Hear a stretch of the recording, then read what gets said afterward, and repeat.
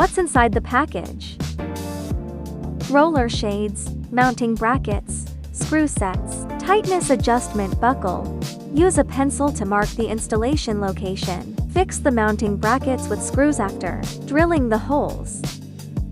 What is shown is external installation. Please refer to the picture for internal installation. Install the roller shades. Press the blind's top header into the brackets to lock.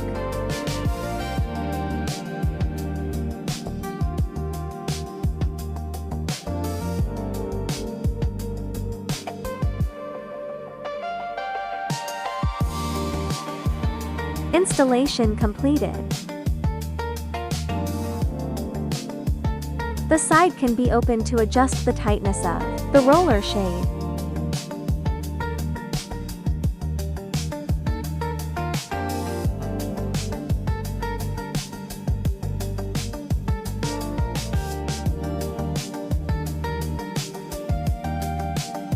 It can hover in different places, making it easy to use.